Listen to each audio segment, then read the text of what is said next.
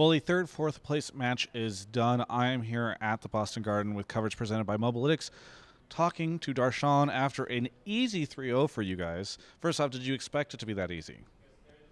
Yeah, I kind of had a feeling it would be that easy after our preparation the night before, and I felt like if we had done that for our Immortals match and Envy match, those definitely would have went better, so I felt pretty confident going into our Dig match. Wait, talk to me about this preparation. What was it that happened in the preparation that allowed you to do so well on stage? I think we just kind of all got on the same page about how we wanted to play as a team, and then we kind of covered every single scenario in draft, and then we also had some beast-ass level 1, so we just caught them unaware, and I feel like they were also very unprepared in draft and their gameplay, so it was just a pretty easy win, honestly. For you personally, kind of on this topic, what is it about yourself and maybe even your team as a whole that you think gives you an edge whenever you get on stage for an event like this? So I think we definitely do have a lot of experience. We all understand exactly what it takes to win and how to play on a high-level stage. And so I feel like being able to play in front of the crowd of thousands of people was like an advantage for us. I saw a lot of CLG fans actually, and it felt great to play on such a big stage. And I feel like along with Aframu, who I think just is a really good leader, he was able to make the game even easier for us to play. So I feel like we kind of have the veteran advantage as well. Yeah.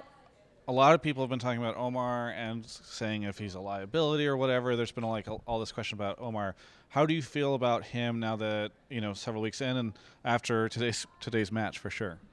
Yeah, I definitely think Omar has kind of been stepping up every week, and I actually feel like going into like the Envy series and things like that, he actually he had picked up most of the things he needed to know to play as a team, but we weren't playing well as a team. So Omar just looked even worse because we weren't playing well as a team, and Omar is kind of like a rookie on stage. But I feel like we were really able to play well as a team, so Omar was able to kind of show all the things he's learned in the past few weeks, and I don't really think he's that much of a liability. I just think it was on all of us, and so I think if we just continue to play like a team, he'll continue to look great. Yeah. Now, obviously, a lot of emphasis from you on the preparation that you went into, or that you put into today's match. How about on the Dignitas side? Do you feel like they underperformed, or were you surprised at all by their performance, or do you feel like this was generally what we saw from them the rest of the split? I think there's more to Dignitas than that. I feel like they honestly came in underprepared, and I think they would put up a little bit more of a fight than that. Yeah. And so I'm hoping, like, going into the Gauntlet match, well, I don't know if I'm hoping, but I think they will definitely put on a much stronger showing at Gauntlet and come in more prepared. So I think they'll definitely be harder to beat the next time around, and I just don't think they were here to play today. So you already think that they're going to make it up to you guys. You don't think that – because there's a FlyQuest chance. Okay, yeah, you can never bet against FlyQuest on the Gauntlet.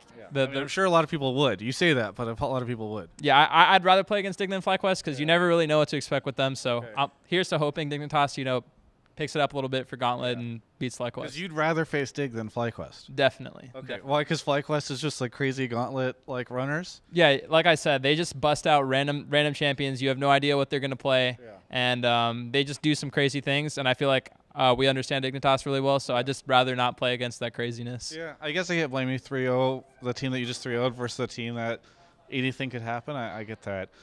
Besides that, how do you feel about Gauntlet? Cloud9 maybe a little intimidating, or do you feel pretty confident? Well, Dignitas did beat Cloud9 3-1, and I don't really feel like Cloud9 has been playing that well towards the end of the split, so I feel like it's a match that we can win pretty convincingly if we come in with the same preparation that we did today, but they're probably going to be our hardest opponent, so I'm not going to underestimate them at all. Yeah. Fair enough. Now, you don't go back until Monday, right? Yeah, we don't leave till Monday. Okay, so you've got this extra day. Are you going to come watch the games tomorrow, or are you going to go out and explore Boston? What are you guys going to do with that extra day? I think I'm going to be doing the double of special on the analyst desk. Okay. Because I didn't get to make the finals, so I'm on the desk. So I'll see you guys there. Yeah, very, very good. Do you have any predictions? I mean, I'm sure you'll give these on the analyst desk, but any prediction for tomorrow's match? I'm also looking forward to the double lift interview after the game. Okay. So I think you guys know what that means. Yeah. I think TSM's going to win. But IMT, I think Smithy especially has some pretty interesting and good pathing, and we've been scrimming them. So I think it's gonna be some pretty hectic early games, but I think TSM will be able to bounce back from that because they're really good at picking scaling comps and playing to those. So I think it's gonna be a TSM win, but I think Immortals is not too far off.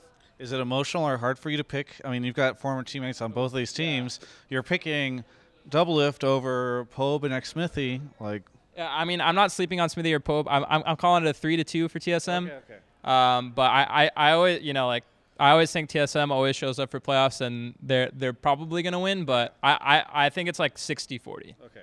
Safe bet, safe bet. All right, very good. Is there anything that you want to say to any of the CLG fans out there?